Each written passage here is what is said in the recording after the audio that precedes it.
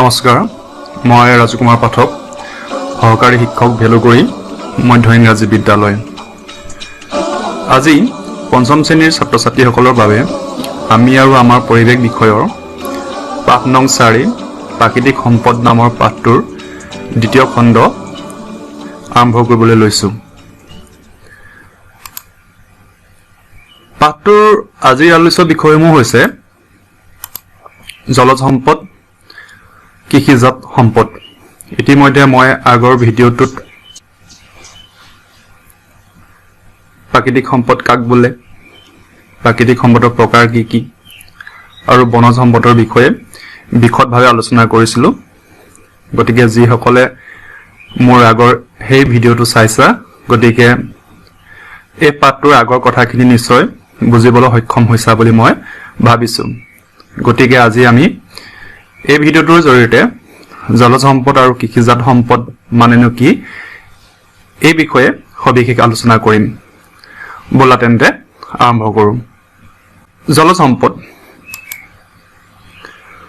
জল অৰ্থাৎ পানীৰ সকলোবিলাক উৎস যেনে পুখুৰী খাল বিল জলাশয় নৈ উপনৈ সাগৰ মহাসাগৰ ভূগৰ্ভ আদিৰ পানীভাগ আৰু ইয়াৰ লগত জড়িত যিবিলাক বস্তু মানুহে সম্পদ হিচাপে ব্যৱহাৰ কৰে তাকে জল সম্পদ বুলি ক'ব পাৰি অৰ্থাৎ পানী আৰু ইয়াৰ লগত জড়িত যিবিলাক বস্তু মানুহে নিজৰ সুবিধাৰ্থে সম্পদ হিচাপে ব্যৱহাৰ কৰিব পাৰে সেই সকলোবিলাক বস্তুৱে আমি জল সম্পদ বুলি ক'ব পাৰোঁ সম্পদলৈ ৰূপান্তৰিত কৰিব পাৰি চাওঁ আহা এক নম্বৰ জল পৰিবহণ হিচাপে ইতিমধ্যে তোমালোকে গম পালা যে আমাৰ ৰাজ্যখনৰ নদীসমূহক জল পৰিবহণৰ মাধ্যম হিচাপে ব্যৱহাৰ কৰিব পাৰি আমাৰ নদীবিলাকত নাও জাহাজ ফেৰী ইত্যাদি ধৰণৰ যিবিলাক যান বাহন চলে এই যান বাহনসমূহৰ জৰিয়তে আমি নদী পথ ব্যৱহাৰ কৰি এঠাইৰ পৰা আন ঠাইলৈ মানুহ অহা যোৱা কৰিব পৰাৰ উপৰিও আমি আমাৰ প্ৰয়োজনীয় বয় বস্তুবিলাক কঢ়িয়াই নিব পাৰোঁ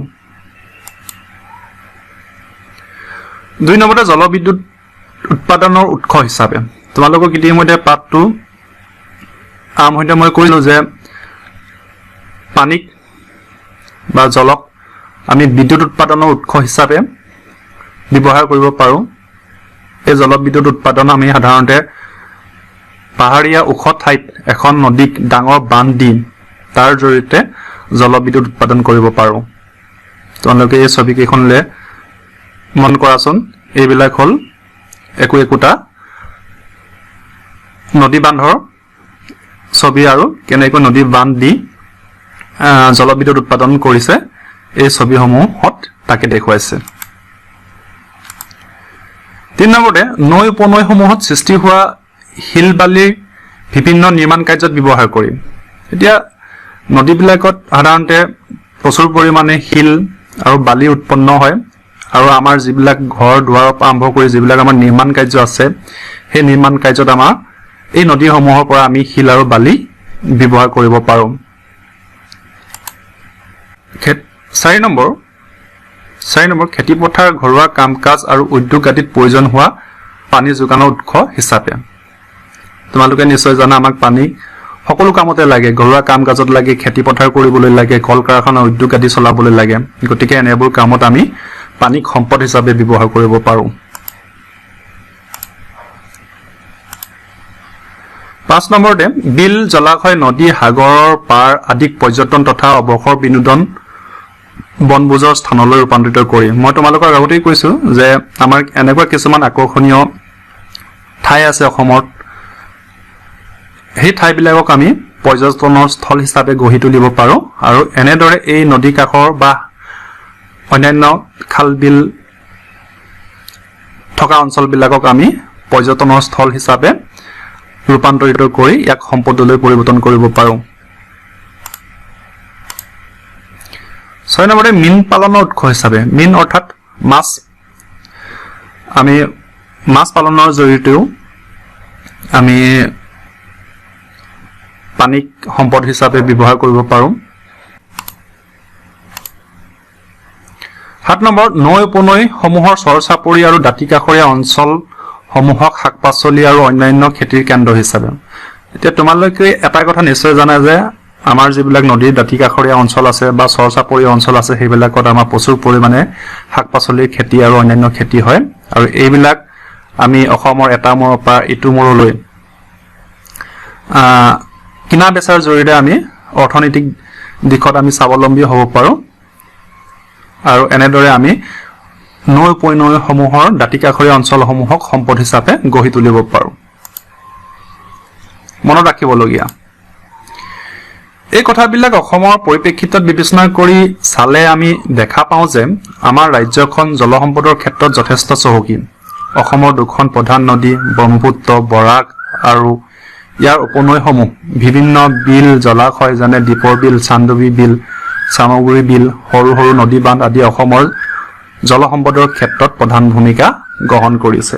ইয়াত মই তোমালোকক ব্ৰহ্মপুত্ৰ, বৰাক, চামগুৰি বিল, চান্দৱী বিল কেইখনমান ছবি দি দিছোঁ। তোমালোকে অন্যান্য উৎসৰ পৰা যদি এনেকুৱা আমাৰ অসমৰ কিছুমান জলসম্পদৰ